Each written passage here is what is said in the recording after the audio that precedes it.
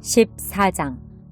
이스라엘 왕 여호아스의 아들 여호아스 2년에 요아스의 아들 아마샤가 유다의 왕이 되었다. 그는 25살의 왕위에 올라 예루살렘에서 29년 동안 다스렸다. 그의 어머니는 예루살렘 출신 여호와단이다. 아마샤는 하나님께서 원하시는 모습으로 살며 옳은 일을 행했으나 조상 다윗의 수준에는 미치지 못했다. 그 대신 그는 자기 아버지 요아스와 아주 비슷하게 살았다. 지역의 음란한 종교 산당들은 여전히 문을 열었고 백성이 자주 그곳을 찾아갔다. 아마샤는 왕권을 확고히 장악하게 되자 그의 아버지 요아스를 암살한 왕궁 경비대들을 처형했다. 하지만 암살자들의 자녀는 죽이지 않았는데 모세에게 계시된 말씀에 기록된 명령, 자녀의 죄 때문에 부모를, 부모의 죄 때문에 자녀를 처형하지 말라고 하신 하나님의 명령에 순종했기 때문이다. 이는 각자가 자기 죄값을 직접 치르게 한 것이다. 아마샤는 소금 골짜기에서 에돔을 물리치고 10,000명을 죽였다. 다른 전투에서 그는 바위를 점령하여 그 이름을 욕두엘이라고 하였는데 오늘까지 그 이름으로 불린다. 하루는 아마샤가 이스라엘 왕 예후의 손자요 여호아스의 아들인 여호아스에게 사절을 보내 싸움을 걸었다. 와서 나와 한번 겨루어 보겠는가? 어디 한판 붙어보자. 이스라엘 왕 여호아스는 유다 왕 아마샤에게 회답했다. 하루는 레바논의 엉겅퀴가 레바논의 백향목에게 너의 딸을 내 아들에게 시집 보내라 하고 전가를 보냈다. 그런데 레바논의 들짐승이 지나가다 엉겅퀴를 밟아 뭉개버렸다. 네가 전투에서 에돔을 물리쳤다는 이유로 스스로 대단한 줄 아는 모양인데 으스대는 건 괜찮다만 집에 가만히 있는 편이 좋을 것이다. 욕심을 부리다 이를 그르칠 까닭이 무엇이냐? 내 자신과 유다의 멸망을 자초할 이유가 무엇이냔 말이다. 그러나 아마샤는 그 말을 듣지 않았다. 그래서 이스라엘 왕 여호아스는 마지못해 유다 왕 아마샤와의 전투에 응했다. 그들은 유다의 한 성읍 베세메스에서 마주쳤다. 유다는 이스라엘에 완전히 패했고 유다의 군사들은 모두 집으로 도망쳤다. 이스라엘 왕 여호아스는 아하시아의 손자요 요아스의 아들인 유다 왕 아마샤를 베세메스에서 붙잡았다. 그는 거기서 그치지 않고 예루살렘까지 공격했다. 예루살렘 성벽을 에브라임 문에서 모퉁이 문까지 180m 정도 허물고 왕궁과 하나님의 성전에서 금, 은, 비품 등 가져갈 만한 것은 닥치는 대로 약탈했다. 거기다 인질들까지 사로잡아 사마리아로 돌아갔다. 여호아스의 나머지 생애와 시대, 그의 중요한 업적과 유다 왕 아마샤와의 싸움은 이스라엘 왕 연대기에 모두 기록되어 있다. 여호아스는 죽어서 사마리아에 있는 이스라엘 왕들의 묘지에 묻혔다. 그의 아들 여로보암이 뒤를 이어 왕이 되었다. 유다 왕 요아스의 아들 아마샤는 이스라엘 왕 여호아스의 아들 여호아스가 죽은 뒤로도 15년 동안 왕으로 다스렸다.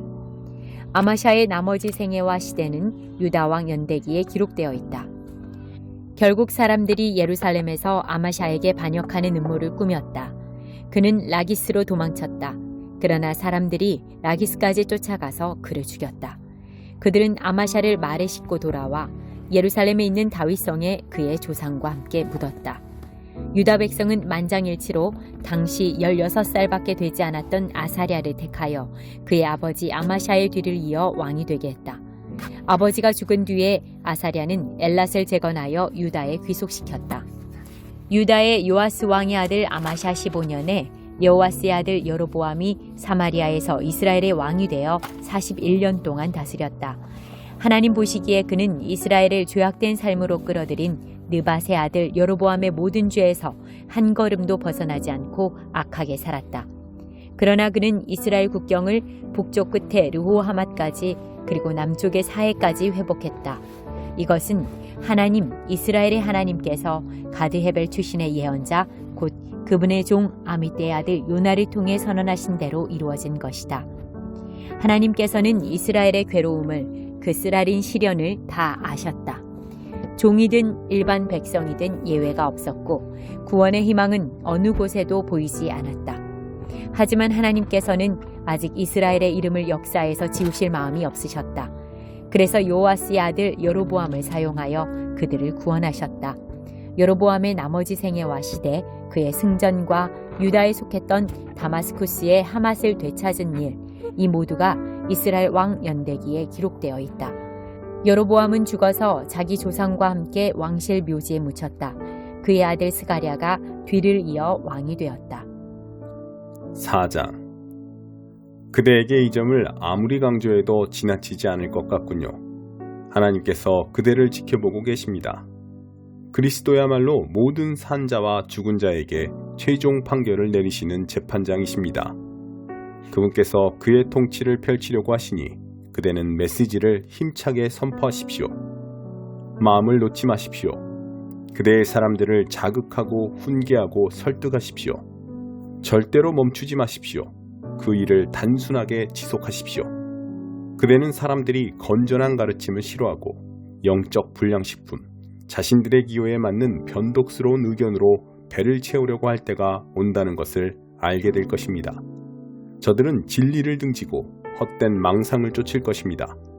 그러나 그대는 하고 있는 일에 시선을 고정하여 좋은 시기든 힘든 시기든 메시지를 살아있게 하며 하나님의 일꾼으로 그대의 일을 빈틈없이 하십시오. 그대가 이어받으십시오. 나의 죽을 날이 가까웠고 나의 생명은 하나님의 제단에 제물로 드려졌습니다.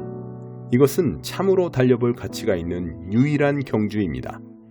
나는 열심히 달려서 이제 막 결승점에 이르렀고 그 길에서 믿음을 지켰습니다. 이제 남은 것은 환호소리, 곧 하나님의 박수갈채뿐입니다. 그것을 믿으십시오. 하나님은 공정한 재판장이십니다. 그분께서 나뿐 아니라 그분의 오심을 간절히 기다리는 모든 이들에게도 공정하게 대해주실 것입니다. 그대는 할 수 있는 한 속히 내게로 오십시오. 대만은 덧없는 유행을 쫓다가 나를 이곳에 버려두고 데살로니가로 갔습니다. 그레스게는 갈라디아에 있고 디도는 달마디아에 있습니다.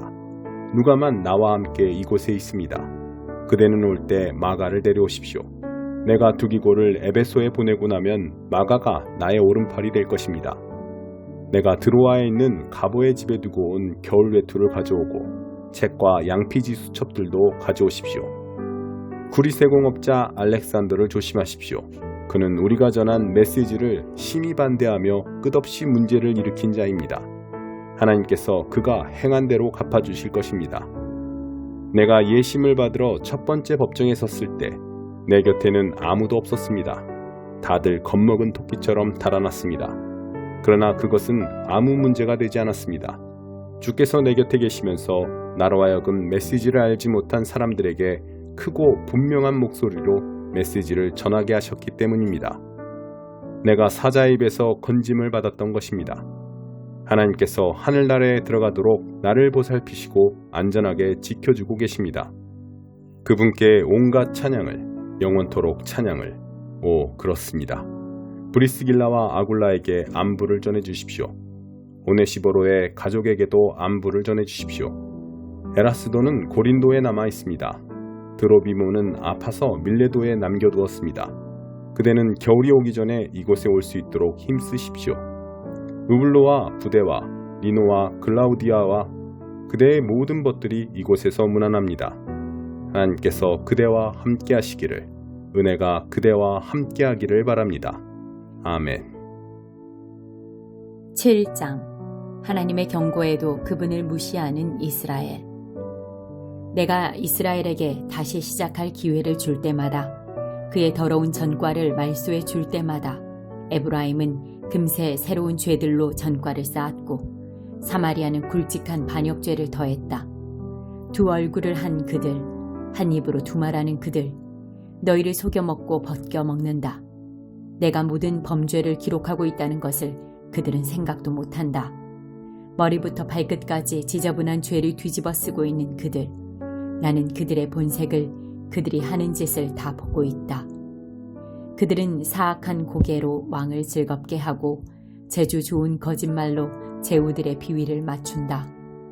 세욕으로 달아오른 그들, 뜨겁게 달궈진 화덕 같다. 반죽된 가루가 빵이 될 때까지 계속 달궈져 있는 화덕. 왕실 축제일이 되면 제후들은 포도주와 격양된 군중들의 우롱에 취한다. 빨갛게 달아오르는 난로처럼 그들은 욕망으로 달아오른다. 밤새도록 쌓인 욕망은 아침에 불이 붙어 개걸스럽게 널름거리는 불꽃이 된다. 흉악한 그들, 화살처럼 폭발하여 그들의 통치자들을 태워 재로 만든다. 그렇게 왕들이 하나씩 죽어나가는데 아무도 나에게 관심 갖지 않는다. 에브라임은 이방인과 뒤섞여 자기 자신을 잃어버렸다. 에브라임은 팔푼이다. 낯선 자들이 자기를 다 빨아먹는데도 눈치채지 못한다. 제 머리가 백발이 되었는데도 알아차리지 못한다. 오만이 집채만큼 부풀어 오른 이스라엘, 세상 앞에 망신거리다. 하나님은 안중에도 없이 떠도는 이스라엘, 그 모든 경고에도 여전히 하나님을 무시하고 다닌다. 에브라임은 세대갈이다. 아둔하고 미련하기 짝이 없다. 처음에는 이집트에 붙어서 짹짹거리더니 다음에는 아시리아에게 팔랑거리며 날아간다. 나는 그물을 던져 그들을 잡아들일 것이다. 그들의 날개를 잘라버릴 것이다. 혼줄을 내줄 것이다. 집을 뛰쳐나간 그들 화가 있으리라. 내게 도전한 그들 큰일을 맞으리라. 내게 밥 먹듯이 거짓말하는 그들을 내가 도와주어야 하는가? 내게 마음을 쏟아 기도하고 부르짖는 대신에 그들은 창녀들과 어울려 침대에서 소리를 질러대고 음란한 광란의 종교 파티에서 피가 흥건하게 놀면서도 정작 나에게는 등을 돌렸다. 그들에게 똑똑한 머리와 건장한 신체를 주었건만 내게 돌아온 것은 무엇인가? 사악한 음모뿐이다. 그들은 바람개비처럼 이리저리 돌지만 내 쪽으로는 돌지 않는다. 그들의 통치자들은 칼에 베이고 살해될 것이다. 조롱과 신성모독의 대가다.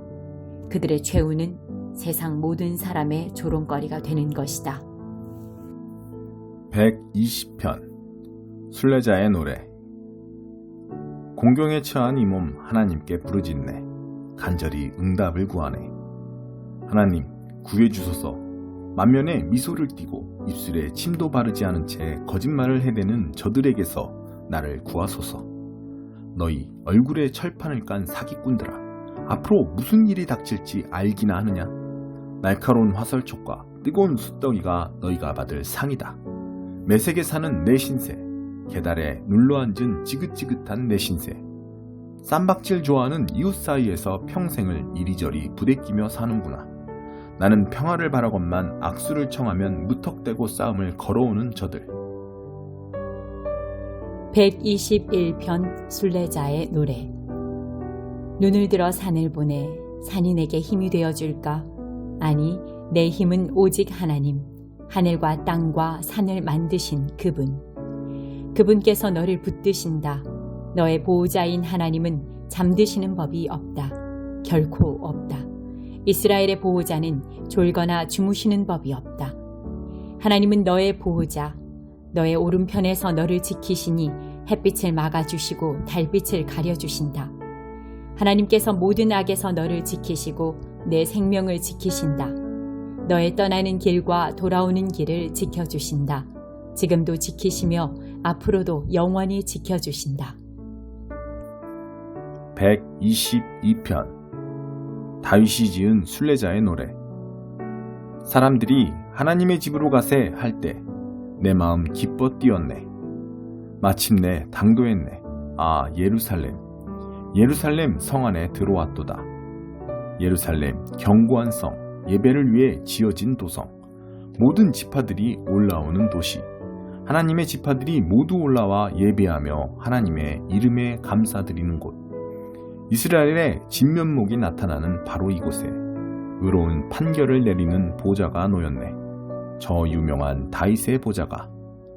예루살렘의 평화를 위해 기도하여라. 예루살렘을 사랑하는 이들이여 모두 흥하여라. 이 안에 벗들이여 가까이들 지내라. 바깥의 적들이여 저만치 물러거라. 내 가족과 친구들을 거듭 축복하며 말하노니 평화를 누리기를. 내 너희를 위해 최선을 다하리라. 우리 하나님의 이 집을 위하여.